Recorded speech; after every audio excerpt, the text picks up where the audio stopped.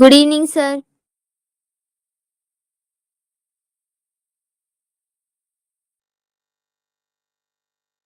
Good evening, sir.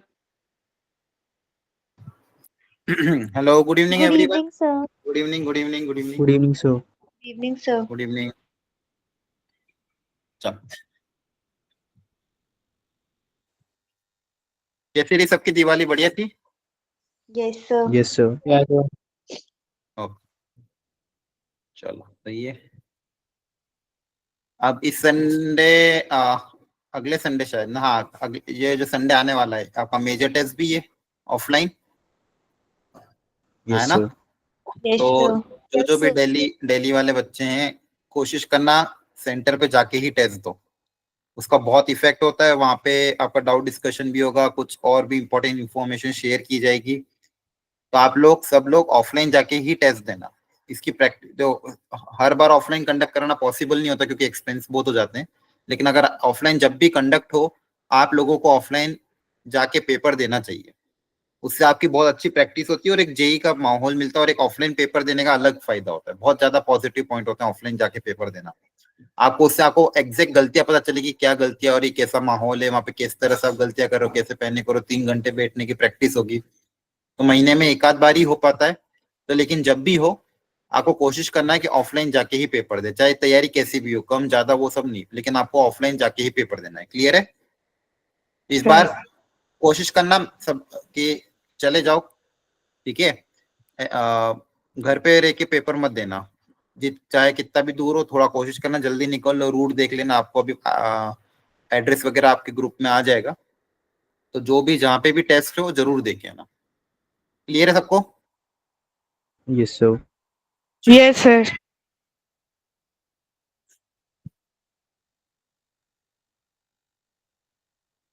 चलो ठीक है, स्टार्ट करते हैं। लास्ट क्लास में हमने वेक्टर प्रोडक्ट में स्केलर प्रोडक्ट स्टार्ट कर दिया था। स्केलर प्रोडक्ट क्या होता है, ठीक है? अब स्केलर प्रोडक्ट को ही आगे बढ़ाते हुए क्वेश्चन लास्ट क्लास में मैंने करवाया था, a माइनस बी या a प्लस बी के होल स्क्वायर को ओपन करने का तरीका सिखाया था, उसी को आगे बढ़ा देते हैं। जैसे यहाँ पे क्या बोला कि A B C are the unit vectors, इसकी वैल्यू 9 के बराबर गिवन है। पूछा है कि 2a plus 5b plus 5c का वैल्यू कितना होगा। और इस तरह का एक और क्वेश्चन एक और आता है, जैसे ये वाला, A B C are unit vector, find the minimum value of a dot B plus b dot c plus c dot A. ठीक है? तो देखो a dot B, b dot c dot A, ये एक फॉर्मूले में आता है, आपको पता ही है, a plus B plus C के होल स्क्वायर वाले में, Yes, sir. है ना? ये जो एक्सप्रेशन यहाँ पे पूछा है जिसकी minimum value a dot B dot C dot B, ये एक्सप्रेशन लास्ट क्लास में बताया था, a dot B, a plus B plus C के होल स्क्वायर के फॉर्मूले में ये वाला आता है। तो अगर इसको ओपन कर दे, इसको पता फॉर्मूला क्या था? बोलो। Sir, Sir, A A vector square plus plus B B plus vector C plus C square vector plus plus A. 2 sir, A vector B vector plus B vector C vector plus C vector A vector. तो यहाँ पे देखो magnitude का square है, याद रखना। Yes, तो sir. जब मैग्नीट्यूड का स्क्वायर करो, मैग्नीट्यूड ऑफ ए का स्क्वायर प्लस बी का square plus C square plus twice of A dot B plus B dot C plus C dot A, ये आता है। अब मुझे यहाँ पे एक्चुअली बस क्या दिया हुआ है, कोई एंगल वगैरह कुछ भी नहीं दिया, सिर्फ इतना सा पता है यूनिट वेक्टर है, और पूछा इसकी मिनिमम वैल्यू। तो मिनिमम वैल्यू निकालने मतलब कहीं ना कहीं इनइक्वालिटी क्रिएट करनी पड़ेगी। क्या Yes, करना sir. पड़ेगा? इनइक्वालिटी, है ना? ग्रेटर Yes, देन या sir. Less than. Inequality. तो मुझे पता है किसी भी नंबर का होल स्क्वायर हमेशा greater than equal to zero होता है। Yes sir. Yes, sir. किसी को नंबर का स्क्वायर हमेशा क्या होगा? Greater than equal to zero. तो और इन सब की वैल्यू कितनी है? 1 के बराबर। तो आपके पास क्या आ जाएगा? 3 plus 2 A dot B plus B dot C plus C dot A greater than equal to zero. Clear हुआ? ये पॉजिटिव होगा, है ना? Yes, A sir. Dot B plus B dot C plus C dot A, ये क्या आएगा? Greater than equal to minus of 3/2, है ना? तो Yes, इसकी sir. मिनिमम वैल्यू बता दो कितनी आ जाएगी? -3/2. मिनिमम इसका आ जाएगा माइनस ऑफ 3/2। क्लियर हुआ? Yes, sir. Yes, sir. ठीक है। इसको और ओपन करना चाहो, इसका वैसे भी लिख सकते हो, ए डॉट बी को क्या लिखोगे? A into B into cos of angle between A and B. A और बी के बीच में अगर मान लो एंगल θ1 है, बी और सी के बीच मान लो θ2 है, और इसके बीच में θ3 है, तो cos θ1 plus cos θ2 plus cos θ3 कितना हो जाएगा? -3/2 के बराबर है ना? yes sir, ठीक है, ओके। अब देखो ये वाला क्वेश्चन,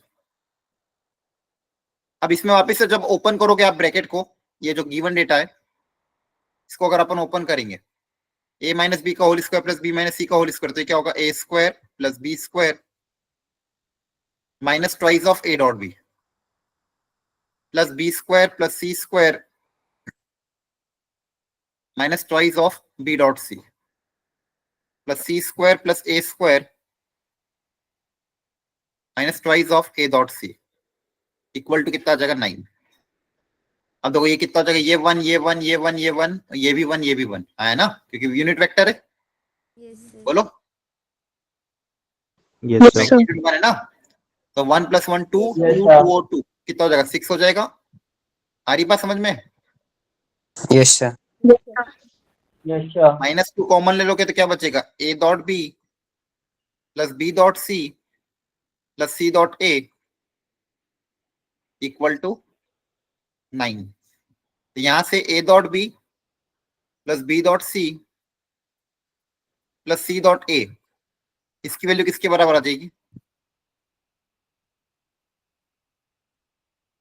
-3/2 के बराबर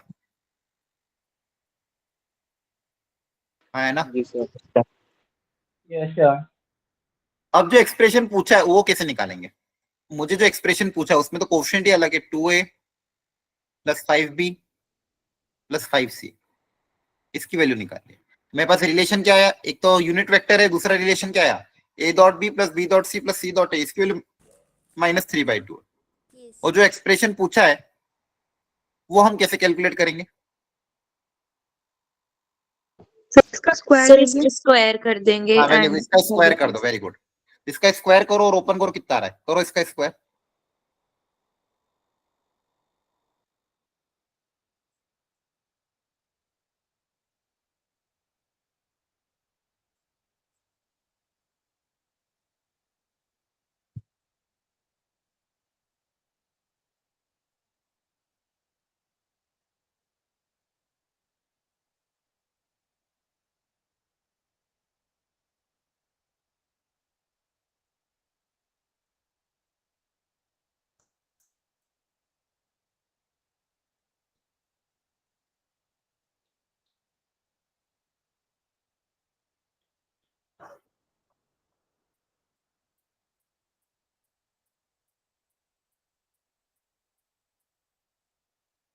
सर 51।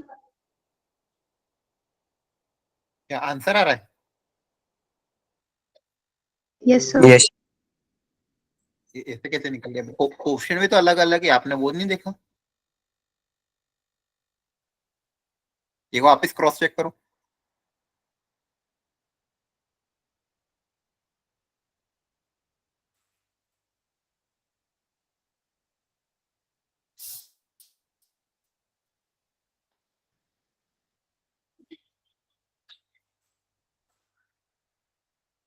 देखो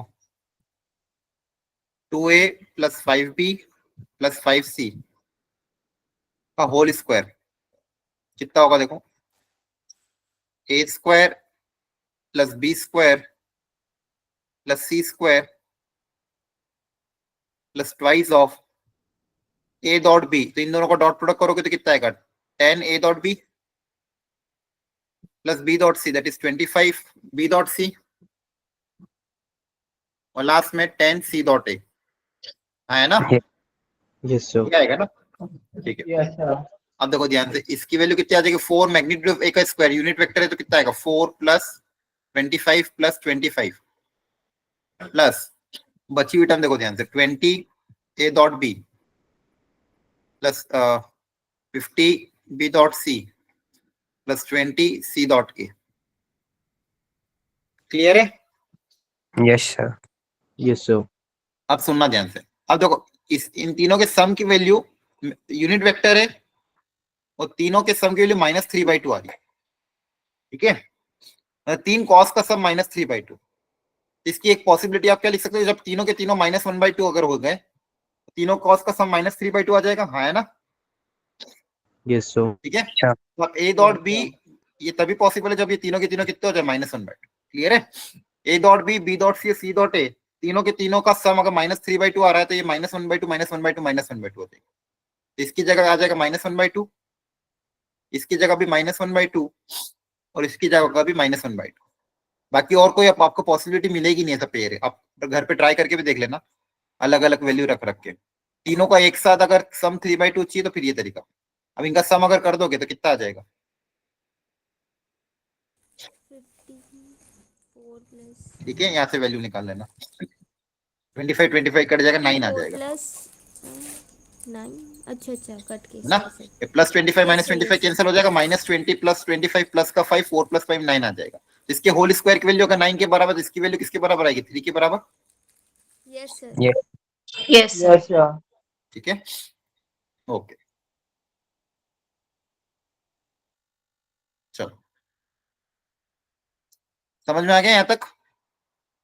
Yes, sir. Yes, sir. Yes, sir. अब जो मेजर इसका जो ज्योमेट्रिकल इंटरप्रिटेशन है डॉट प्रोडक्ट का, वो होता है प्रोजेक्शन, एक वेक्टर का दूसरे पे प्रोजेक्शन। ठीक है, क्योंकि इसकी जो वैल्यू आती है आपको पता, जैसे इसकी वैल्यू जब हम दो वेक्टर का डॉट प्रोडक्ट करते हैं, दो वेक्टर का डॉट प्रोडक्ट क्या आता है? Magnitude of A into magnitude of B into cos of theta, Yes, sir. A into B into cos theta. ठीक है, तो अगर मान लो इसको ऐसे सोचें, ये मान लो बी वेक्टर है, ये आपका ए वेक्टर है, दोनों की टेल के बीच में एंगल है थीटा, दोनों की टेल के बीच में एंगल कितना है? थीटा। अब ए का अगर आप बी के अलॉन्ग प्रोजेक्शन लोगे तो प्रोजेक्शन कितना आएगा? ये हिस्सा Yes, sir. Yes. है ना, इसका इधर कंपोनेंट मतलब ये प्रोजेक्शन, तो ये क्या हो जाएगा? इट इज, ये जो लेंथ होगी ये क्या हो जाएगी? Projection of A vector on B, मतलब ए वेक्टर का बी पे प्रोजेक्शन, ये वाला हिस्सा। अच्छा, ये आपको पता ही है, अगर इसका राइट एंगल ट्राइंगल कंसीडर करेंगे, इसकी लेंथ मान लो मैग्नीट्यूड ऑफ ए के बराबर, तो ये लेंथ किसके बराबर आएगी? मॉड ए कॉस थीटा के बराबर।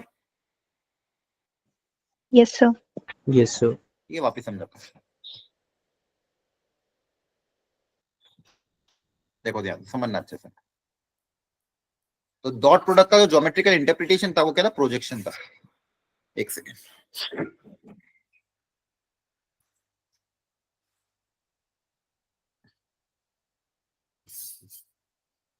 ये आपका मान लो बी वेक्टर है, ये ए वेक्टर है। अब ए का बी के अलावा जब मैं प्रोजेक्शन दूंगा तो यहां से एक राइट एंगल ट्राइंगल बनेगा, और ये जो लेंथ हो जाएगी, ये जो लेंथ होगी, इस लेंथ को बोलेंगे projection of A vector on B vector. और ये जो लेंथ है ए वेक्टर की, ये क्या किसके बराबर है? मैग्नीट्यूड ऑफ ए के बराबर है, दोनों के बीच में एंगल आएगा थीटा है, तो ये जो लेंथ आएगी, ये लेंथ कितनी आ जाएगी? मॉड ए कॉस थीटा के बराबर है ना? बोलो। Yes, sir. अच्छा, ये तो मैग्नीट्यूड हो Yes, गया, sir. ये क्या हो गया? मैग्नीट्यूड, उसको क्या हो गया? मैग्नीट्यूड, है ना? इसको अब डायरेक्शन भी चाहिए, बोलो, तो डायरेक्शन क्या होगी? B cap. B cap, very good. इसके अलोंग डायरेक्शन, ये जो प्रोजेक्शन है किसके अलोंग है? बी वेक्टर के अलोंग, और बी वेक्टर के अलोंग डायरेक्शन को क्या बोलते हैं अपन? बी कैप बोलते हो? Yes, Yes, sir. sir. Yes, ठीक है, sir. तो ये आपको पूरा आ गया। It is the projection of A on B. अब इसको थोड़ा और अच्छे से लिखना हो, magnitude of A into cos theta. B cap को लिखने का तरीका क्या है? B upon magnitude of B, है ना? Yes, sir. जगह mod A cos theta upon magnitude of B times B vector. B vector के अलोंग ये क्या हो गया आपका? प्रोजेक्शन। तो ये जो एक्सप्रेशन आया ना, ये आपका प्रोजेक्शन का फॉर्मूला। ठीक है, तो दैट इज फॉर्मूला क्या? Projection of A on B is A vector dot B cap, ऐसे ही बोल सकते हो, क्योंकि देखो ए डॉट बी कैप होगा क्या? फॉर्मूला क्या होता है डॉट प्रोडक्ट का? दो वेक्टर के बीच में डॉट प्रोडक्ट का फॉर्मूला क्या होता है? ए इंटू बी इंटू उनके बीच में एंगल, है ना? Sir. Yes, sir. तो देखो, magnitude of A into magnitude of B into cos of angle between them, that ये तो यूनिट वेक्टर है तो 1, तो magnitude of A cos theta, इसको आप ए डॉट बी कैप भी लिख सकते हो। क्लियर है? Yes, sir. ये क्या था? इस प्रोजेक्शन की लेंथ है, प्रोजेक्शन मतलब इसकी परछाई, तो जो परछाई बनेगी इसकी लेंथ क्या आ रही है? सिर्फ अगर मैग्नीट्यूड पूछे तो magnitude of A into cos theta, किसके अलोंग है? बी वेक्टर के अलोंग है, इसलिए इसको बी कैप के टर्म्स में लिखते हैं। ठीक है? Yes sir. इस पे क्वेश्चन कराता हूँ, तो आपको फॉर्मूला ऐसे याद रखना है, रुको, फाइनल फॉर्मूला ऐसे याद रखना, लिख लो। Projection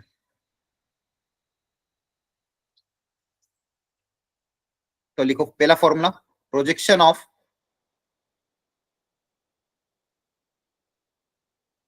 of A vector on B vector. इसका फॉर्मूला याद रखने का तरीका क्या है? A dot B upon magnitude of B. अब ए डॉट बी क्या होगा? A into B into cos theta, है ना, और B upon magnitude of B क्या हो जाएगा? B cap. तो क्या हो जाएगा? A cos theta into B cap, जो कि फॉर्मूला था आपका। फॉर्मूला क्या था? ए cos theta into B cap था।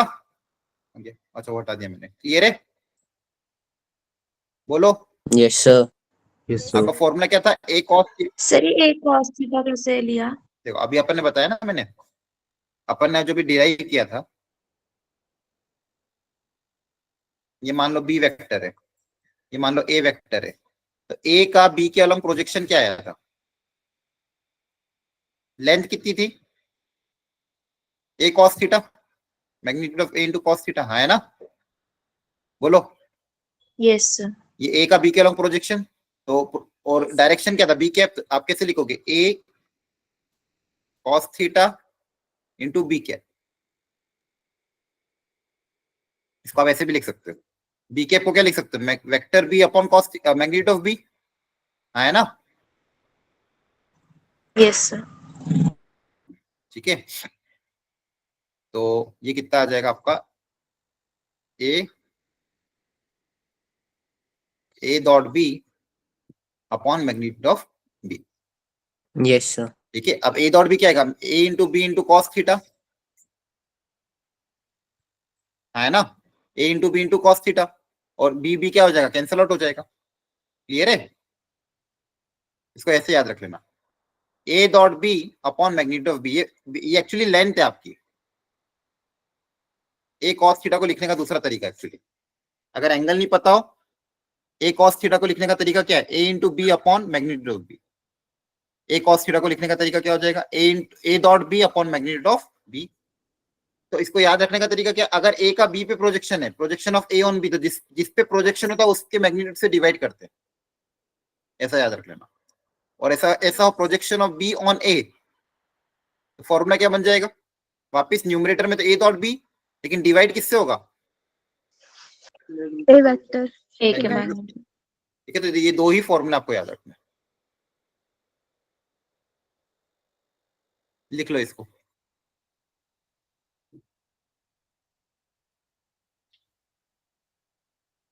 ये दो फॉर्मूला अगर आपको अच्छे से याद हो गए तो काम हो जाएगा। अब इस पे क्वेश्चंस बहुत सारे मैं करूंगा, लेकिन ये दो फॉर्मूला ध्यान रखना। Projection of A on B का formula A dot B upon magnitude of B, projection of B on A का formula A dot B upon magnitude of A. क्या बात समझ में आ रही है? बोलो। Yes, sir. Yes, sir. Yes sir. बाकी दिमाग मत लगाना, अब इस पे सोचते हैं। देखो, इन ट्राइंगल एबीसी, ट्राइंगल के तीनों लेंथ पता है, then the projection of B A vector on B C vector is equal to, तो मैग्नीट्यूड कितना होगा वो पता करना है। कोशिश करो एक बार, चलो।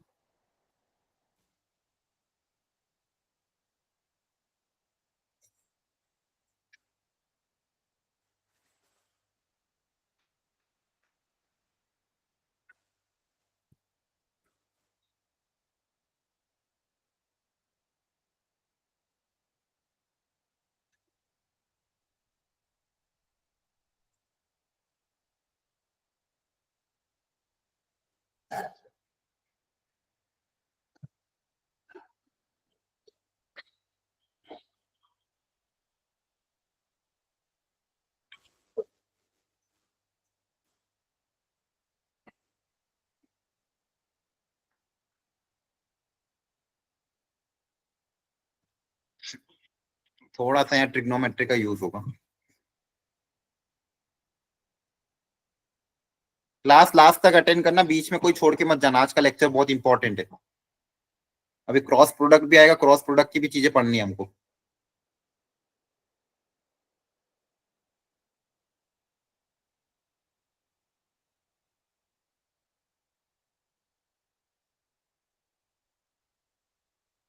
चलो ये मैं बताता हूँ, इसमें थोड़ा सा सॉल्यूशन ऑफ ट्रायंगल का यूज होगा।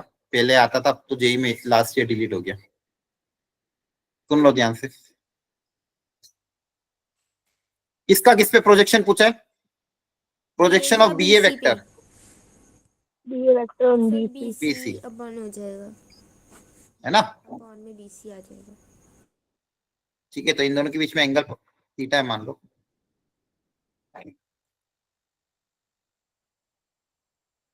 तो फॉर्मूला क्या बनेगा? Projection of B A on BC, बताओ। BC डॉट CA अपॉन में B A BC। Dot B C upon B A का मैग्नीट्यूड, बी सी का मैग्नीट्यूड। हाँ, ऊपर तो दोनों का डॉट प्रोडक्ट और नीचे क्या लेते हैं? जिस पे प्रोजेक्शन लेते उसका मैग्नीट्यूड। जिस पे प्रोजेक्शन लेते उसका मैग्नीट्यूड, हाँ है ना? Yes. Yes sir. अब देखो, इनके इनके डॉट प्रोडक्ट की तो वैल्यू गिवन नहीं, तो मैग्नीट्यूड के टर्म्स में लिखना पड़ेगा।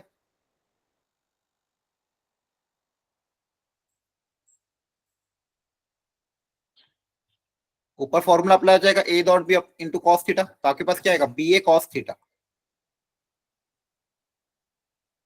अभी थीटा निकालने के लिए आपको सॉल्यूशन ऑफ ट्राइंगल का यूज करना पड़ेगा।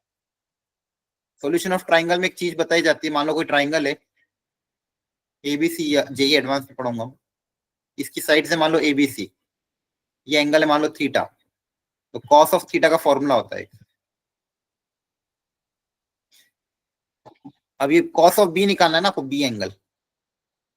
एक ट्राइंगल जिसके 3 साइड है एबीसी, कॉस बी निकालने का फॉर्मूला होता है। बी निकालना है तो बी के अलावा क्या हो जाएगा? A square plus C square minus B square upon twice of A C. ठीक है, कोसाइन का फॉर्मूला होता है एक्चुअली। सॉल्यूशन ऑफ ट्राइंगल में पढ़ते, बस यहाँ पे इसका यूज हो रहा था इसलिए बता, ताकि आपको एक कॉस ऑफ बी आ जाएगा। तो मैग्नीट्यूड ऑफ बी तो ऑलरेडी पता है 7, कॉस थीटा में क्या आ जाएगा? ए क्या हो जाएगा? 3 square plus 7 square minus 5 square upon twice of 3 into 7। इसको सिंप्लीफाई करोगे आपका आंसर आ जाएगा। आ रही बात समझ में? Yes sir. ठीक है, चलो एक बार ये ट्राई कर लो। ट्राई करो एक बार, फिर मैं सिखाता हूँ। एक बार खुद से कोशिश करो। वाला स्टेप एक बार दोबारा दिखाना। हाँ, यहाँ पे फॉर्मूला तो क्या बन गया था? बी ए कॉस थीटा, ये समझ में आ गया था। Yes sir. बी ए का मैग्नीट्यूड 7 है, और कॉस थीटा निकालने के लिए कोसाइन का फॉर्मूला अप्लाई किया। फॉर्मूला होता है कोसाइन का फॉर्मूला। ठीक है, जैसे मान लो कोई ट्राइंगल है ए बी सी, ये साइड है ए, ये बी और ये सी के बराबर। आपको कोई भी कॉस ऑफ बी निकालना हो तो फॉर्मूला क्या आएगा? ए स्क्वायर, अब बी निकालना तो A square plus C square minus का बी स्क्वायर अपॉन 2ac। तो ये फॉर्मूला अप्लाई कर दिया। कॉस ए निकालना तो A square plus B, sorry A निकालना है तो B square plus C square minus जो एंगल है उसका माइनस होता है upon twice of B C. ये फॉर्मूला है, इस फॉर्मूले को अप्लाई किया है। चलो सब लोग एक बार इस क्वेश्चन को ट्राई करेंगे।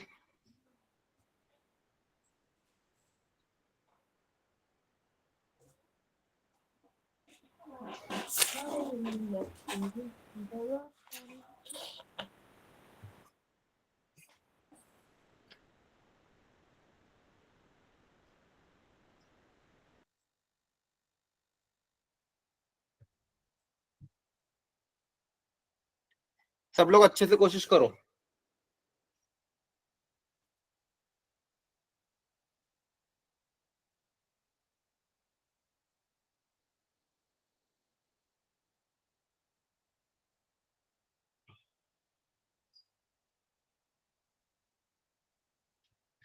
ये जो गिवन डेटा है इसकी मदद से आ जाएगा।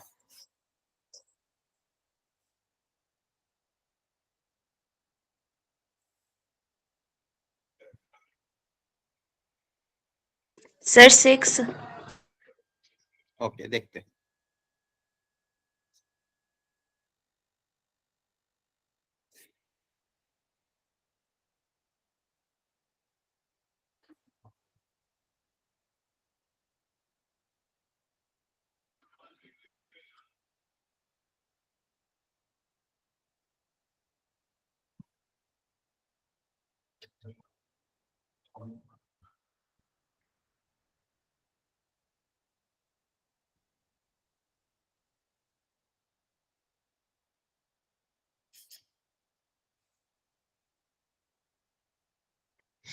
चलो, projection of B on A is equal to projection of C on A, इसका फॉर्मूला बता दो सबसे पहले।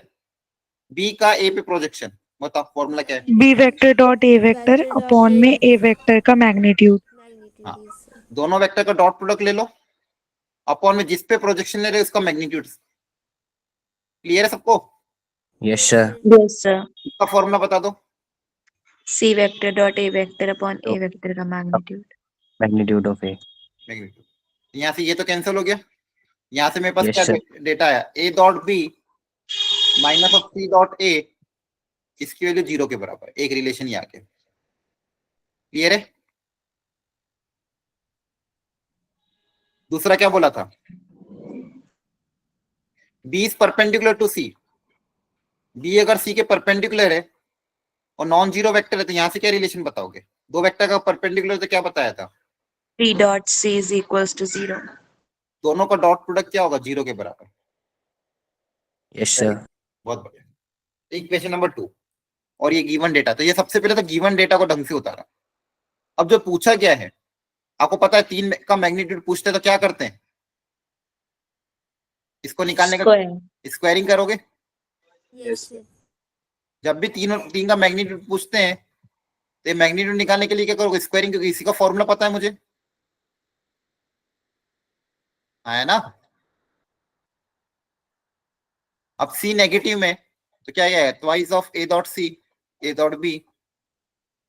फिर सी नेगेटिव है तो minus twice of A dot B dot C, minus twice of C dot A. तीनों का मैग्नीट्यूड पता ही आपको। मैग्नीट्यूड ऑफ ए का स्क्वायर हो जाएगा 4 + 16 + 16। अब देखो मुझे क्या दिया है? ए डॉट बी और सी डॉट ए में रिलेशन दिया हुआ माइनस का। इन दोनों में से माइनस कॉमन आ जाएगा, 2 कॉमन आ जाएगा, और minus twice of B dot C. और सबकी वैल्यू मुझे पता है, हाँ है ना? बोलो। देखो ये दोनों तो, ये दोनों, इसकी वैल्यू तो 0 के बराबर है और इसकी वैल्यू भी 0 के बराबर है। तो इन सबका एडिशन कितने किसके बराबर आ जाएगा? 4 + 16 + 16 कितना आ जाएगा? 36, है ना? अच्छा। Yes sir. अब ये स्क्वायर की वैल्यू है, उसकी वैल्यू कितनी आ जाएगी? √36, दैट इज 6 आ जाएगा। Yes sir. तो देखो क्वेश्चन जेई का आया हुआ क्वेश्चन था, लेकिन डायरेक्ट फॉर्मूला बेस्ड क्वेश्चन था। अगर प्रोजेक्शन का फॉर्मूला याद होगा तो फॉर्मूला क्या सिखाया? Projection of A on B का फॉर्मूला क्या है? A dot B upon magnitude of B. जिस पे प्रोजेक्शन लेते उसका उससे डिवाइड कर देते हैं। तो projection of B on A का फॉर्मूला क्या हो जाएगा? A dot B upon magnitude of A. C on A का formula C dot A upon magnitude of A. तो गिवन डेटा को उतार के फिर जो वैल्यू पूछी थी उसका स्क्वायरिंग करके आंसर निकाल दिया। समझ में आया आप लोगों को? Yes sir. ठीक। Yes, इसके बाद rectangular resolution of the vector already बता देते हैं। अगर कोई पॉइंट है स्पेस में a1 a2, इसका कोऑर्डिनेट मान लो a1 a2, इसको वेक्टर फॉर्मेट में बताओ कैसे लिखोगे? किसी पॉइंट का कोऑर्डिनेट है 2 डायमेंशन में xy प्लेन में a1, a2, तो इसको वेक्टर फॉर्मेट में कैसे लिखेंगे? A1 I cap plus A2 J cap. है ना? याद नहीं है? सही बताया। ये आपकी लेंथ a1, ये आपकी लेंथ a2 के बराबर। इसके डायलॉन्ग डायरेक्शन क्या है? i cap. इसके अलॉन्ग डायरेक्शन क्या है? j J cap. cap.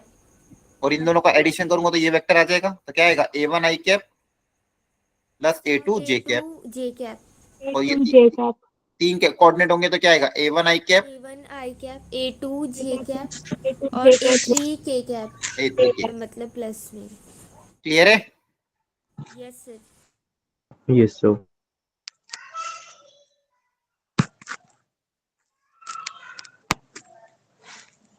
Next, अब तक अपन ने पढ़ा था scalar product, that is vector product के बारे में। कि दो के बीच में, सॉरी, स्केलर प्रोडक्ट के बारे में, दो वेक्टर का स्केलर प्रोडक्ट क्या होता है, A dot B, answer scalar आता है, magnitude of A into magnitude of B into cos of theta, where theta is the angle between A and B.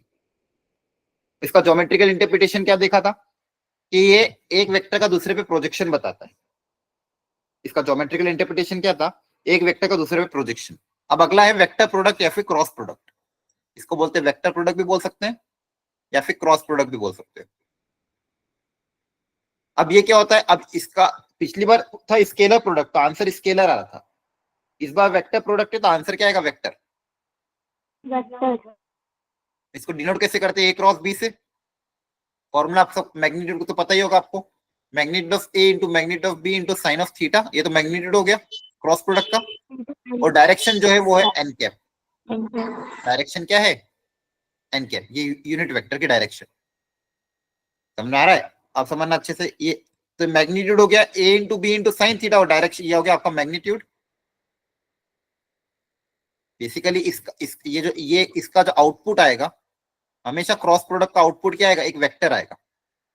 क्या आएगा, वेक्टर। अब अगर दो वेक्टर को मल्टीप्लाई करने पे वेक्टर आया तो वेक्टर का मैग्नीट्यूड भी चाहिए और डायरेक्शन भी चाहिए, है ना। Yes sir. तो ये तो आपका मैग्नीट्यूड हो गया, और ये एन कैप क्या हो गई, डायरेक्शन। डायरेक्शन। तो मैग्नीट्यूड तो हम निकाल सकते हैं, फॉर्मूला इजी है, A B sine theta. Magnitude क्या है, A into B into sine theta. अब डायरेक्शन Sin कैसे theta। हाँ, डायरेक्शन कैसे पता करना, उसके लिए बताया गया राइट हैंड थंब रूल। अगर मान लो ये आपका ए वेक्टर है, ये मान लो बी वेक्टर है, एक प्लेन में, दो वेक्टर तो हमेशा एक प्लेन में ही होंगे। अब इनका अगर मुझे यूनिट वेक्टर निकालना है तो उन्होंने क्या बोला कि आप राइट हैंड की फिंगर्स को ए के डायरेक्शन में करो।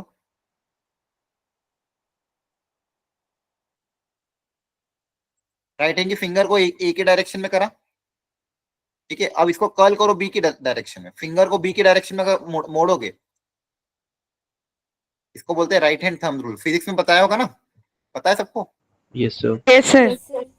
ठीक है, राइट हैंड की फिंगर को अगर एक ए की तरफ फिंगर करके बी की तरफ मोड़ोगे तो जो थंब का डायरेक्शन है वो आपका डायरेक्शन किसका हो जाएगा, अपवर्ड होगा। अपवर्ड्स। मान लो अगर ये पेज में लाई कर रहा है, प्लेन में लाई कर रहा है, तो ये आपका आएगा N cap. That is N cap क्या है, it is the direction of A cross B. मतलब ए क्रॉस बी, आपका ए क्रॉस बी जो वेक्टर होगा वो इस डायरेक्शन में होगा। आपका ए क्रॉस बी वेक्टर क्या होगा, इस डायरेक्शन में।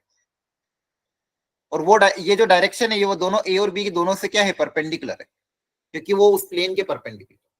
ठीक है, तो कैसे, राइट हैंड थंब रूल से फिंगर को ए की तरफ फिंगर करके बी की तरफ रोटेट करने पे जो थंब का डायरेक्शन है वो आपको ए क्रॉस बी का डायरेक्शन बताएगा। ए क्रॉस बी का क्या बताएगा, डायरेक्शन। और ये जो ए क्रॉस बी से जो वेक्टर मिलता है ये दोनों ए और बी दोनों से क्या है, परपेंडिकुलर है। ये याद रखना, क्योंकि ये दोनों के प्लेन से परपेंडिकुलर है। तो ए क्रॉस बी जो वेक्टर है it is perpendicular to both A and B. It is perpendicular to both A and B. तो कभी कभी जब क्वेश्चन आपको ऐसा आएगा, वेक्टर ए दे दिया, वेक्टर बी दे दिया, पूछा एक ऐसा वेक्टर बताओ जो ए और बी दोनों से परपेंडिकुलर हो और जिसका मैग्नीट्यूड मान लो 5 हो। तो ऐसा वेक्टर जो ए और बी दोनों के परपेंडिकुलर हो वो किसके अलोंग आएगा, ए क्रॉस बी के अलोंग आएगा। क्लियर है? Yes sir. Yes, sir. अब ए क्रॉस बी का, ए डॉट बी को निकालने का तरीका आपको आईजे के टर्म्स में तो ऑलरेडी पता ही है। डिटरमिनेंट के टर्म्स में ए क्रॉस बी कैसे निकालोगे, डिटरमिनेंट ऑफ आई जे के A1 A2 A3 B1 B2 B3। तो ये याद रख लेना, ठीक है। ए वेक्टर है मान लो A1 I cap plus A2 J cap plus A3 K cap. B vector है मान लो B1 I cap plus B2 J cap plus B3 K cap. दोनों का डॉट प्रोडक्ट क्या आएगा, A1 B1 plus A2 B2 plus A3 B3। और cross product क्या आएगा, I J K A1 A2 A3 B1 B2 B3 का determinant. Clear हो गई बात? Yes sir. Yes sir. ठीक, अब इस क्वेश्चन को सॉल्व करो। एकदम प्रॉपरली पूरा आंसर फाइनल आंसर तक आना चाहिए, सब लोग सॉल्व करेंगे।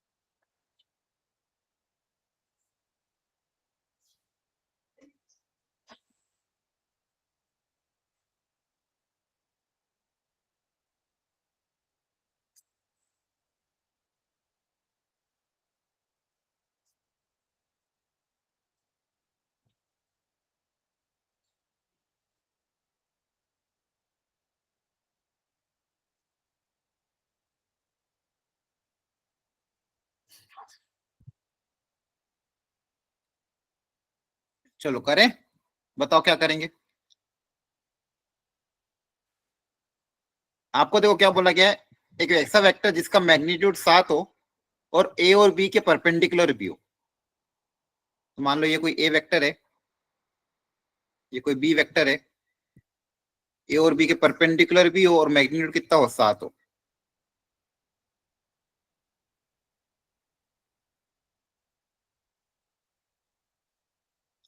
तो कैसे करेंगे बताओ जल्दी से। हेलो, आवाज आ रही है? जी सर, यस आ रही है। Yes sir. Yes sir. बताओ, इतना आसान क्वेश्चन है, जल्दी बताओ। Vector perpendicular to A and B, A और बी से परपेंडिकुलर वेक्टर क्या होगा? A cross B. A cross A B. Cross B तो होगा, हाँ है ना। Yes sir. यस अब सर। सर तो इसके अलोंग वेक्टर तो मिल गया मुझे, लेकिन मुझे डायरेक्शन चाहिए। तो अगर मैं बात करूंगा यूनिट वेक्टर की, तो इसी के मैग्नीट्यूड से डिवाइड कर देंगे। Yes sir. Yes sir. तो मुझे ए और बी के परपेंडिकुलर एक यूनिट वेक्टर मिल जाएगा, ए और बी के परपेंडिकुलर एक यूनिट वेक्टर मिल जाएगा, हाँ है ना। Yes Yes sir. sir. अब ए क्रॉस बी कैलकुलेट करके देख लेते हैं अलग से। ए क्रॉस बी निकालने के लिए फॉर्मूला क्या था? आई जे के, ए के कोफिशिएंट बताओ, 2 minus 1 1 और बी के कोफिशिएंट 1 1 -1, हाँ है ना। इस डिटरमिनेंट को ओपन अगर करोगे, आई इंटू 1 -1 0, माइनस जे इंटू -2 -1 -3, के इंटू 2 + 1 3।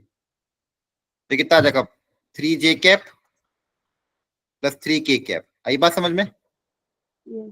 Yes sir. तो ये आपका ए क्रॉस भी आ गया, 3j प्लस 3k कैप।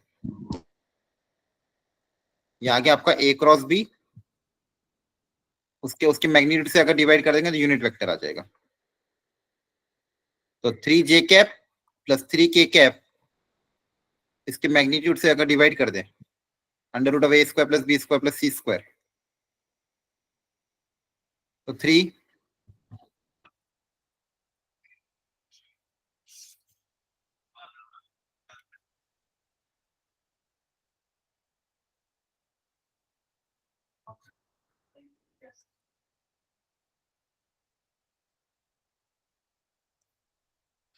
ठीक है, समझ में आया यहाँ तक? बोलो। Yes sir. अपन ने क्या निकाला? Unit vector perpendicular to A and B, unit vector perpendicular to A and B. तो unit vector perpendicular to A and B क्या हो जाएगा? A cross B upon magnitude of A B. अब ये direction आ गई, डायरेक्शन को magnitude से multiply कर देंगे, देयरफॉर आर रिक्वायर्ड वेक्टर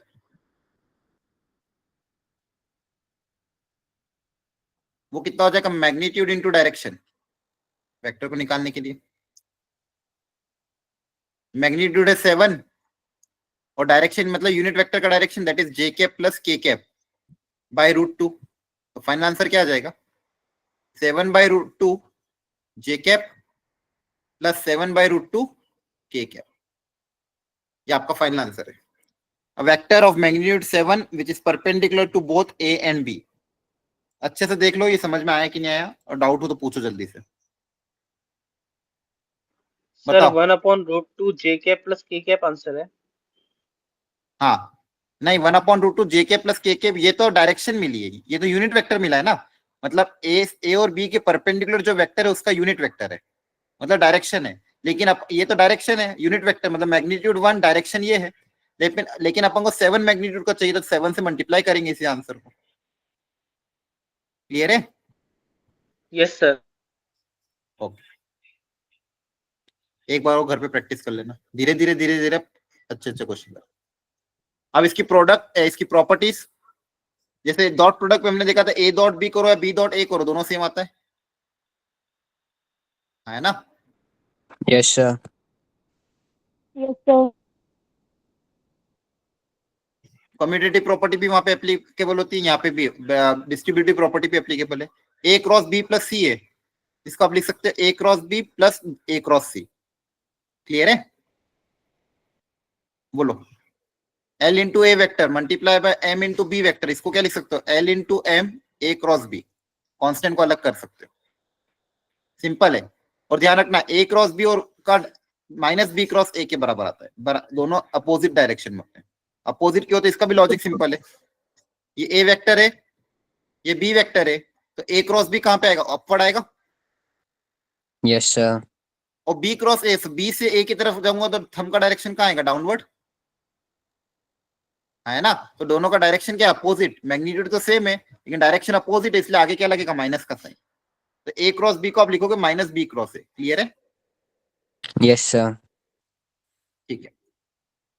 एक और इंपॉर्टेंट अच्छी चीज यहाँ पे देखो, इन्होंने बताई ए क्रॉस बी अगर कोई वेक्टर है उसका मान लो वापस उसी ए वेक्टर के साथ डॉट प्रोडक्ट ले लिया, या ए क्रॉस बी के का ए वेक्टर के साथ डॉट प्रोडक्ट ले लिया, आंसर हमेशा क्या आएगा? 0 आएगा। आंसर हमेशा क्या आएगा? 0। क्यों? क्योंकि आपको पता है ये वेक्टर ए है, ये वेक्टर बी है, तो ए क्रॉस बी से जो वेक्टर मिलेगा वो दोनों से परपेंडिकुलर होगा, Yes, sir. है ना? ये आपका जो वेक्टर मिलेगा ये ए क्रॉस बी।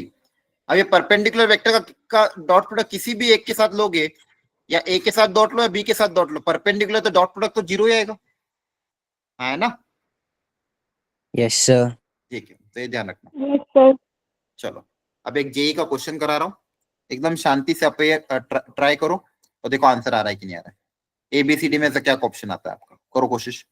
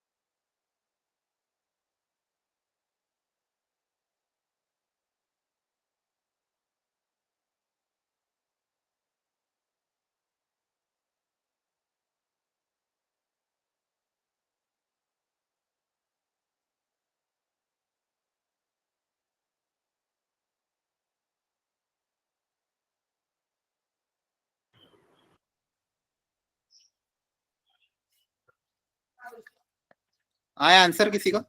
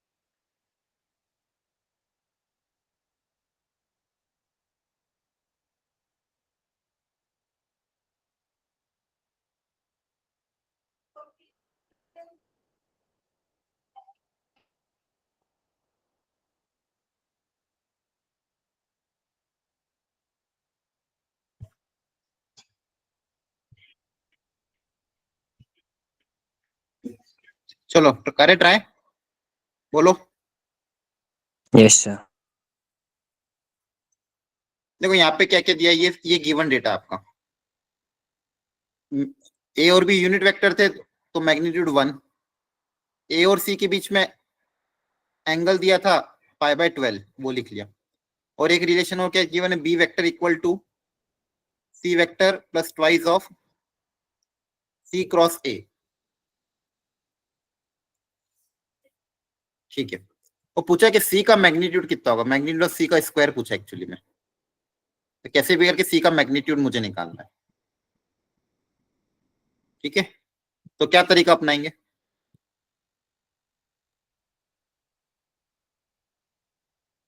बोलो।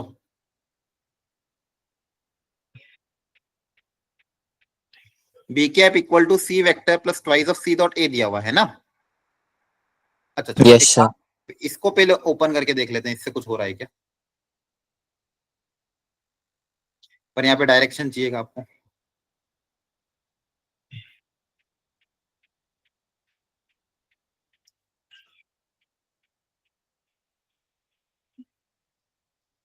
बताओ, दोनों तरफ मान लो अगर अपन ए वेक्टर से डॉट प्रोडक्ट ले लें, क्योंकि देखो ए और सी के बीच में एंगल दिया हुआ है। इक्वेशन के दोनों तरफ अगर मैं ए वेक्टर से डॉट प्रोडक्ट ले लेता हूं तो यहाँ पे कितना आएगा, देखो ए डॉट, यहाँ पे भी ए डॉट और यहाँ पे भी ए डॉट। इक्वेशन के दोनों तरफ मैं ए वेक्टर के साथ डॉट प्रोडक्ट ले रहा हूं तो यहाँ पे क्या आ जाएगा, A dot B cap, A dot C vector, twice of A dot C vector cross A vector. ये समझ में आया? इससे ट्राई करके देखते हैं एक बार, आया ना? बोलो। Yes, sir. A cap dot B cap क्या होगा, magnitude of A into magnitude of B into cos of angle between them. तो मान लो कॉस थीटा 1 बोल दिया अभी के लिए, मैग्नीट्यूड तो 1 है। यहाँ पे A cap dot C vector है तो magnitude of A into magnitude of C into cos of angle between them. यहाँ पे cos of angle between them क्या है, ये π/12। और दूसरा यहाँ पे तो अभी बताया था ए डॉट सी क्रॉस ए, इसका डॉट प्रोडक्ट 0 आएगा। Yes, sir. ठीक है, तो यहाँ से मैग्नीट्यूड ऑफ सी जो है cos of theta 1 upon cos π/2 के बराबर आ सकता है। लेकिन बस मुझे थीटा 1 अगर पता चल जाए तो मैग्नीट्यूड ऑफ सी आ जाएगा। थीटा 1 क्या है, ए और बी के बीच में एंगल।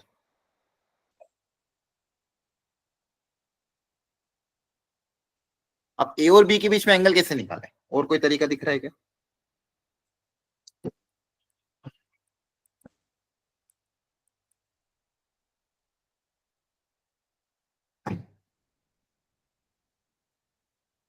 ए और बी के बीच में एंगल अब कैसे निकालें? देखो इस तरह के क्वेश्चन जब भी आते हैं ना, आपको इस तरह से जुगाड़ जमा जमा के सोचना पड़ेगा।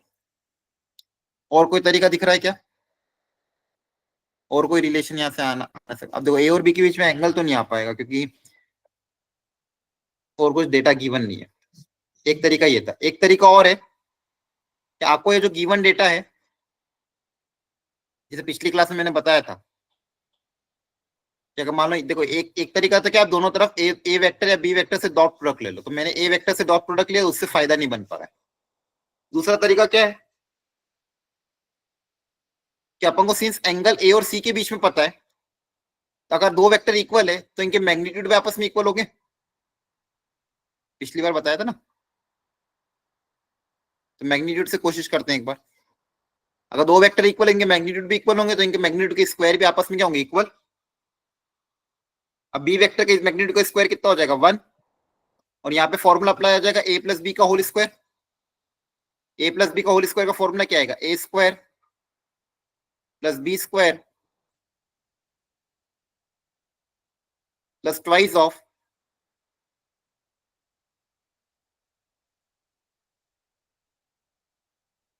क्लियर है, बोलो समझ में आया?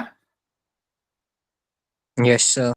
ठीक है, अब देखो ध्यान से, यहां से आंसर आ जाएगा 1 equal to magnitude of C का स्क्वायर, ये मुझे निकालना है, प्लस 4 टाइम्स सी क्रॉस ए का मैग्नीट्यूड का स्क्वायर। अब सी क्रॉस ए का मैग्नीट्यूड कितना होता है, magnitude of C into magnitude of A into sine of angle between them, है ना? Yes, sir. अब देखो ये C dot C cross A, C cross A का सी के साथ डॉट, ये वापस 0 आ जाएगा, Yes, sir.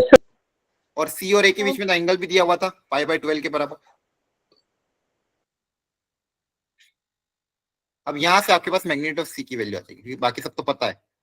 मैग्नीट्यूड ऑफ ए भी कितना है, 1, और साइन π/12 निकालने का तरीका पिछली बार भी बताया था आप लोगों ने कि π/4 -30 45 minus 30. हाँ -30 कर देना। Sine of A plus B का फॉर्मूला अप्लाई कर देना, sine A cos B minus cos A sine B, तो हो जाएगा, क्या आ जाएगा यहाँ से साइन π/12 की वैल्यू आ जाएगी, इसकी वैल्यू यहाँ पे पुट अप कर देना। क्लियर है? तो मैग्नीट्यूड ऑफ सी आ जाएगा। आई बात समझ में? बोलो। Yes, sir. Yes, sir. नहीं आया तो बोलो हाँ या ना का जवाब तो Yes, दे दिया sir. करो। देखो यहाँ पे कभी भी इस तरह के क्वेश्चन अभी धीरे धीरे आपको सीखने को मिलेगा। इस तरह के क्वेश्चन आते हैं तो अपन को कहीं ना कहीं मैनिपुलेशन खुद से ही, ऐसा कोई नहीं कि स्टैंडर्ड तरीका कि ये क्वेश्चन आएगा तो ऐसा कर लो, आपको खुद से ट्राई हिट एंड ट्रायल रख रख के देखना पड़ेगा। कभी कभी क्या होता है कि दोनों तरफ डॉट प्रोडक्ट लेके काम हो जाता है, कभी कभी दोनों तरफ मैग्नीट्यूड के स्क्वायर से काम हो जाता है। वो सब कुछ डिपेंड करता है कि गिवन डेटा क्या है और पूछा क्या गया है। तो गिवन डेटा में क्या था, ए और सी के बीच में एंगल था और सी का मैग्नीट्यूड पूछा था, इसलिए दोनों तरफ स्क्वायरिंग करके अपना फायदा हो गया। ठीक है, तो एक बार फिर से इसको घर पे ट्राई करना। आ रही बात समझ में? बोलो। Yes, sir. Yes sir. अब पहले क्रॉस प्रोडक्ट का सिग्निफिकेंस बताता हूँ, फिर वो लेग्रांजे आइडेंटिटी बाद में पढ़ेंगे। जैसे ज्योमेट्रिक स्केलर प्रोडक्ट का सिग्निफिकेंस क्या था, वो एक वेक्टर का दूसरे पे प्रोजेक्शन बताता है। क्रॉस प्रोडक्ट के ज्योमेट्रिकल इंटरप्रिटेशन बहुत सारे हैं। सबसे पहला ये है कि अगर मान लो ए वेक्टर और बी वेक्टर की मदद से कोई एक पैरेललोग्राम बन रहा है, ये मान लो आपका ए वेक्टर है, ये बी वेक्टर है, इसकी मदद से आपने एक पैरेललोग्राम बना दिया। ए और बी की मदद से आपने क्या बना दिया, पैरेललोग्राम। तो इस पैरेललोग्राम का जो एरिया होगा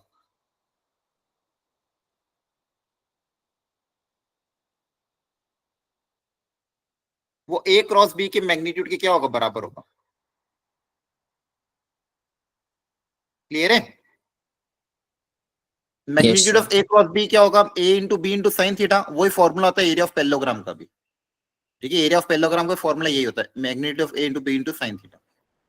तो आप बेसिकली उसका ए क्रॉस बी का जो मैग्नीट्यूड है वो हमको क्या रिप्रेजेंट करता है, area of the parallelogram form by the vector A and vector B. इसका अगर आधा कर दोगे तो ट्राइंगल का एरिया मिल जाएगा। एरिया ऑफ ट्राइंगल अगर इसका मैं हाफ कर दूं तो ट्राइंगल ओ ए बी, तो एक ट्राइंगल जिसकी दो साइड ए और बी है उसका एरिया आ जाएगा half magnitude of A cross B. ठीक है, तो दो चीज ध्यान रख लेना। क्लियर है? ठीक है, एक और फॉर्मूला होता है स्टैंडर्ड एरिया ऑफ क्वाड्रिलेटरल। तो कोई भी जनरल क्वाड्रिलेटरल जिसके डायगोनल अगर आपको पता है d1 d2, तो उसका एरिया का फॉर्मूला जाएगा half magnitude of d1 cross d2, magnitude of d1 vector cross d2 vector. Area of any quadrilateral जिसके दोनों डायगोनल मान लो D1 वेक्टर और D2 वेक्टर है, उसका एरिया क्या हो जाएगा, half magnitude of D1 cross D2। क्या ये बात समझ में आ रही है? Yes, sir. ठीक है। अगेन 2022 का एक और क्वेश्चन देखो, 2022 में पेपर का लेवल थोड़ा अच्छा आया था और उसके क्वेश्चन भी बहुत अच्छे अच्छे बने थे, इसलिए 2022 के क्वेश्चन लिए आज के लेक्चर में। दो जो भी क्वेश्चन आज के क्लास में हो रहे हैं उनको घर पे जाके अगर वापस आप रिपीट सॉल्व करोगे तो आपको समझ में आ जाएगा। ठीक है, चलो एक बार आप ट्राई करो इससे, फिर मैं सिखाता हूँ वापस से। एक बार खुद से कोशिश कर लो।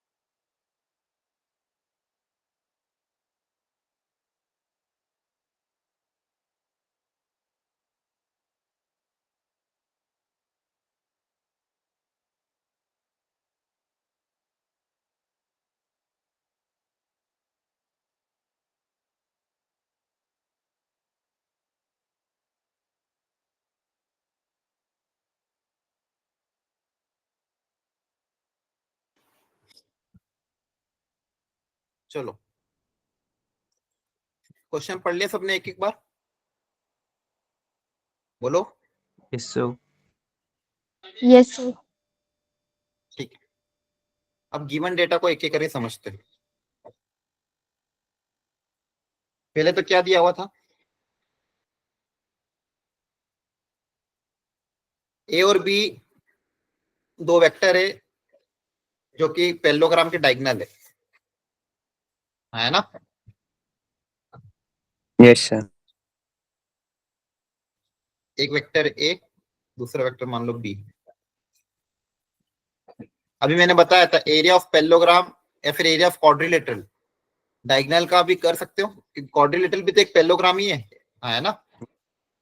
Yes sir. तो आपको एरिया Yes, sir. एरिया किसके बराबर गिवन है, 2√2 के बराबर।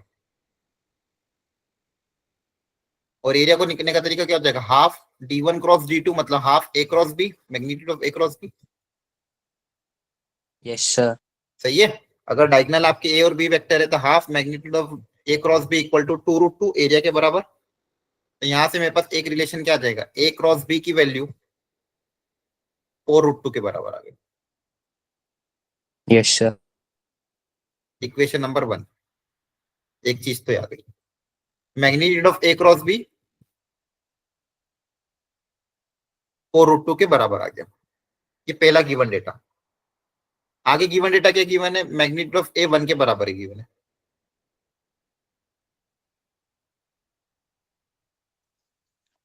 सर ए वेक्टर और बी वेक्टर डायगोनल के इक्वल कैसे होंगे, सिर्फ उनकी डायरेक्शन इक्वल होगी ना डायगोनल वाली। A vector and B vector are the vector along the diagonal of the parallelogram 2√2. So diagonal of the parallelogram having area 2√2. अच्छा आप कहना चाह रहे हो कि उसके along वो डायरेक्शन कह रहे हैं। देखो जब भी ऐसा गिवन डेटा हो ना, पहले पैरेललोग्राम का डायगोनल, तो आपको यही अज्यूम करना है कि ये अब इसके आगे नहीं कंसीडर, क्योंकि पैरेललोग्राम का डायगोनल एक स्पेसिफिक लेंथ का ही होगा। ठीक है, अब ऐसे आप मानोगे तो फिर तो क्वेश्चन सॉल्व ही नहीं होगा। क्लियर है? Okay sir. ठीक है, तो आपको यही अज्यूम करना है कि अगर आपको बोला कि डायगोनल ऑफ द पैरेललोग्राम है तो आपको डायगोनल ही अज्यूम करना है। ठीक है, ठीक है सर। इसके बाद अगला डेटा दिया था कि मैग्नीट्यूड ऑफ ए 1 के बराबर है और ए डॉट बी के मैग्नीट्यूड और ए क्रॉस बी का मैग्नीट्यूड दोनों आपस में बराबर है। Yes, sir. अब ए डॉट बी का मैग्नीट्यूड क्या होता है, A B cos theta.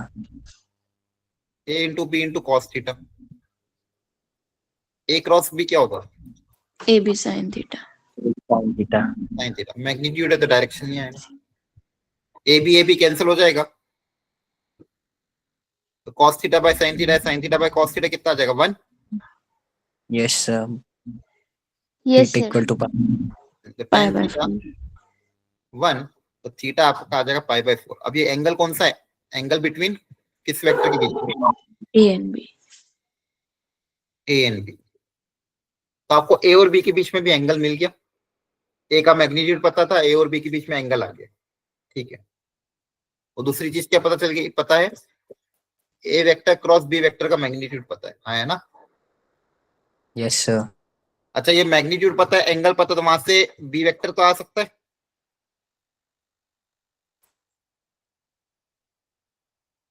ये अगर 4√2 के बराबर है, इसको आप क्या लिख सकते हो, A into B into sine of angle between them.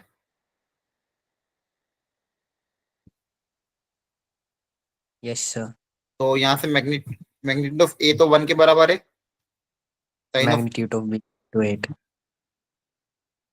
तो मैग्नीट्यूड ऑफ बी कितना आ जाएगा, 8 के बराबर। एक डेटा ये भी आ गया। Yes, sir.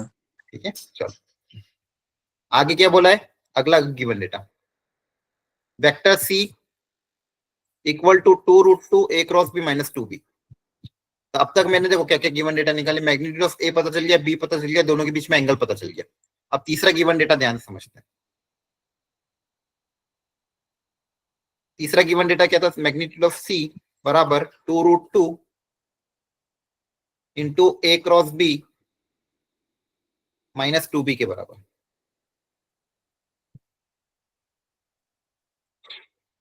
अब इस डेटा को कैसे यूज करें ताकि बी और सी के बीच में एंगल आ जाए, बताओ। अब मुझे एंगल चाहिए बी और सी के बीच में, एंगल किसके बीच में चाहिए, बी और सी के बीच में, तो कैसे निकालें, सर सी का मैग्नीट्यूड निकाल लेंगे। कैसे निकालेंगे, स्क्वायरिंग करके दोनों साइड। दोनों तरफ स्क्वायरिंग करोगे तो मैग्नीट्यूड ऑफ सी आएगा इधर A square plus B square plus twice of A dot B, वहां से मैग्नीट्यूड ऑफ सी आ जाएगा। ठीक है, सी का मैग्नीट्यूड आ गया। फिर लेकिन आपको तो एंगल पता करना है बी और सी के बीच में, और कोई तरीका? सर बी के साथ डॉट प्रोडक्ट लेते हैं। वेरी गुड, हाँ ये भी कर सकते हो। तो दोनों ही चीज सही है, दोनों का यूज करना ही पड़ेगा। बी और सी के बीच में एंगल चाहिए ना, तो यहाँ पे सी दिया हुआ है तो टेक, जो कि मैंने आपको पिछले क्वेश्चन में बताया था, तो अलग अलग जुगाड़ जमाने पड़ेंगे। तो यहाँ पे हम क्या ले रहा हूँ, taking dot product of B both side.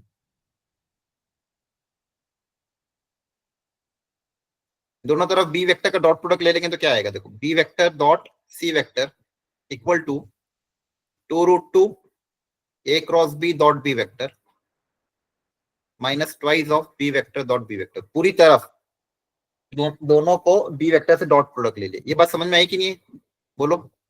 Yes, sir. इसमें भी चाहो तो आप सी डॉट बी लिख लो। दोनों तरफ जो तीन टर्म थी, तीनों में बी वेक्टर के साथ डॉट प्रोडक्ट ले लिया। अब देखते हैं इससे क्या फायदा बनता है कि नहीं। यहाँ पे इसका क्या हो जाएगा, magnitude of C into magnitude of B into cos of angle between them, जो कि मुझे निकालना है।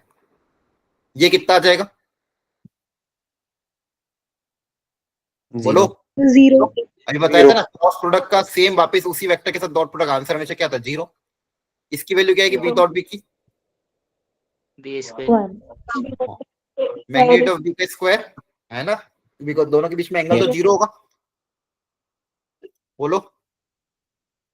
Yes, sir. B dot B क्या हो जाता है, बी डॉट बी को क्या, B into cos of angle between them, दोनों के बीच में एंगल कितना है, 0, 1 के बराबर आ जाए। आई बात समझ में? तो यहां से आपके पास देखो क्या रहा है, cos phi equal to twice of magnitude of B का स्क्वायर अपॉन सी वेक्टर का मैग्नीट्यूड इंटू बी वेक्टर का मैग्नीट्यूड। बी वेक्टर का मैग्नीट्यूड ऑलरेडी अपन निकाल चुके थे, 8 के बराबर है ना।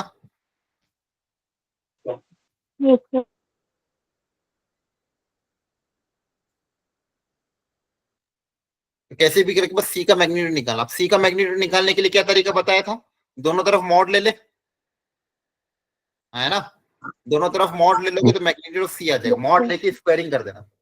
दोनों तरफ मॉड लेके स्क्वायरिंग करोगे तो मैग्नीट्यूड ऑफ सी आएगा, वो सी की वैल्यू यहाँ रखोगे तो कॉस का एंगल आएगा। क्लियर है? तो देखो वापस कर देता हूँ, क्या दिया हुआ था, 2√2 A cross B minus 2b।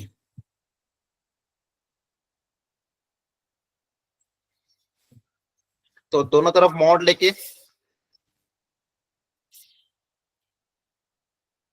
Squaring कर दें अगर, इधर आ जाएगा मैग्नीट्यूड ऑफ सी का स्क्वायर, इधर क्या आ जाएगा,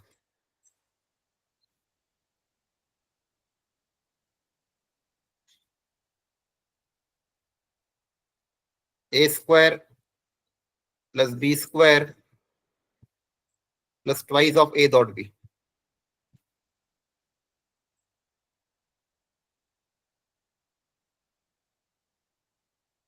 अब आ जाएगी चीज आपकी, 8 magnitude of A cross B का होल स्क्वायर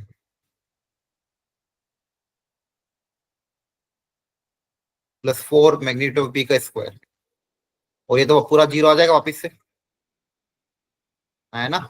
एक magnitude of A cross B शायद दिया हुआ था आपको, ए क्रॉस बी का मैग्नीट्यूड दिया हुआ था क्या, 4√2 के बराबर। तो हो जाएगा 4√2 का होल स्क्वायर प्लस 4 इंटू 8 का स्क्वायर।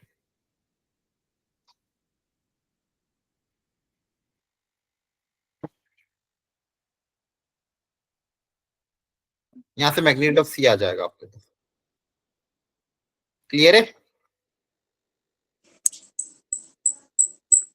बोला आई बात समझ में? ये 64 इंटू 4 64 इंटू 4 दोनों सेम ही एक्चुअली कर लोगे। यहाँ से सी का मैग्नीट्यूड आएगा, वैल्यू यहाँ रखोगे तो cos of angle between them आ जाएगा। आई बात समझ में? Yes sir. ठीक है, अब देखो ये क्वेश्चन अगेन प्रैक्टिस वाले हैं, धीरे धीरे प्रैक्टिस करोगे दोनों ही क्वेश्चन इस क्वेश्चन में तो दोनों चीजें करनी पड़ी, एक बार डॉट प्रोडक्ट भी लेना पड़ा और एक बार दोनों तरफ मैग्नीट्यूड से इक्वेट करना पड़ा। तो दोनों चीज करने के बाद आपका आंसर आ रहा है।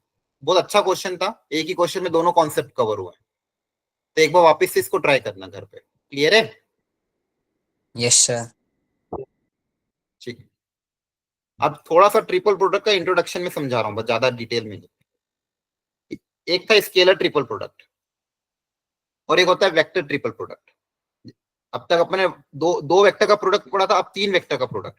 अब 3 वेक्टर का प्रोडक्ट में एक बार आंसर स्केलर आ सकता है और एक बार आंसर वेक्टर आ सकता है। स्केलर ट्रिपल प्रोडक्ट को एक नाम से और जानते हैं, बॉक्स प्रोडक्ट।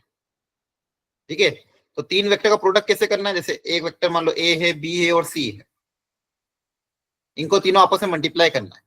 तो एक मल्टीप्लाई करने का तरीका क्या है? दोनों एक को क्रॉस मल्टीप्लाई कर दो और एक को डॉट प्रोडक्ट कर दो।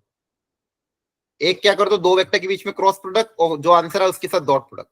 तो ऑफकोर्स मुझे पता चल रहा है कि यहाँ से वेक्टर आएगा, यहाँ से वेक्टर है, तो 2 वेक्टर का डॉट प्रोडक्ट का आंसर क्या आएगा? स्केलर आएगा। Yes, sir. तो इस तरह के प्रोडक्ट को अपन ने क्या नाम दिया? Scalar triple product. इसको क्या नाम दिया गया? Scalar triple product. और इसको एक नाम से और जाना जाता है, बॉक्स प्रोडक्ट। इसको डिनोट करने का शॉर्ट तरीका क्या है? ऐसे बॉक्स बना दो और उसके अंदर वेक्टर एबीसी लिख दो। बॉक्स बना के वेक्टर एबीसी लिखो, मतलब यही है, वन एंड द सेम है। ठीक है, इस वेक्टर को एक और नाम से जाना जाता है, बॉक्स प्रोडक्ट या फिर स्केलर ट्रिपल प्रोडक्ट। अब ये बॉक्स से, अच्छा ये box of A cross B, अब आप चाहो तो A cross B dot C करो या A dot B cross C करो, दोनों से आंसर हमेशा क्या आता है? सेम आता है। पहली प्रॉपर्टी क्या कि डॉट और क्रॉस को इंटरचेंज कर सकते हैं, मतलब क्रॉस यहाँ लगाओ या डॉट यहाँ लगाओ या क्रॉस या डॉट यहाँ लगाओ, दोनों से आंसर क्या आएगा? सेम आएगा। आ रही बात समझ में? Yes, sir. तो दूसरा अभी मैंने क्या बताया था, अगर मान लो 2 वेक्टर का क्रॉस प्रोडक्ट हो रहा है, उसमें वापस से सेम वेक्टर कोई भी लिख दिया, तो आंसर हमेशा क्या आएगा? 0। 0. या फिर इसको कहने का मतलब क्या, अगर बॉक्स प्रोडक्ट में दो वेक्टर सेम हो गए, कोई भी 2 वेक्टर अगर सेम है या कोलिनियर है, या कोलिनियर भी क्यों ना हो, तो उनका बॉक्स प्रोडक्ट क्या आएगा? 0 के बराबर। तो 2 वेक्टर अगर पैरेलल है या फिर 2 वेक्टर कोलिनियर भी है या फिर इस तरह से, तो आंसर क्या आएगा? 0 आ जाएगा। क्लियर है? ठीक है, चलो खैर छोड़ो। मैंने सर, ये आज दूसरा वाला वेक्टर ट्रिपल प्रोडक्ट बता दो। वेक्टर कौन सा प्रोडक्ट? वेक्टर ट्रिपल प्रोडक्ट तो अभी पढ़ाया ही नहीं, मैं स्केलर प्रोडक्ट ही पढ़ा रहा हूँ। ठीक है, एक काम करते हैं, नेक्स्ट क्लास में लेंगे इसको। ठीक है, अभी कंफ्यूज हो जाओगे। आज जो पढ़ा है वो समझ में आया? Yes, sir. सर एक बार ट्रिपल वाला दोबारा समझाना। मैं नेक्स्ट क्लास में समझूंगा पूरा, बस। ठीक है, Okay, स्टार्टिंग से sir. समझाऊंगा। हाँ, आज जो मैंने पढ़ा है उतना समझ में आया क्या? Yes, sir. Yes sir. अब मेरी बात सुनो ध्यान से, जितना मैंने पढ़ा दिया है उसके शॉर्ट नोट अभी, चलो अभी नहीं बना पाओ तो कोई बात नहीं, बाद में जब आपका मेजर टेस्ट कंप्लीट है तो उसके बाद बना लेना, लेकिन जितना मैंने पढ़ाया है एटलीस्ट उसको रिवाइज जरूर कर लेना, वो इंपॉर्टेंट है। ठीक है, और आज के जो मैंने क्वेश्चन करवाए उनको घर पे जाके फिर से रिपीट सॉल्व करना। क्लियर है? ओके। ओके, चलो ठीक है, आज इतने ही रखते हैं, नेक्स्ट क्लास में आगे कंटिन्यू करेंगे। Okay, thank you, bye bye, good night, take care. Thank you, sir. Bye, sir. Good night.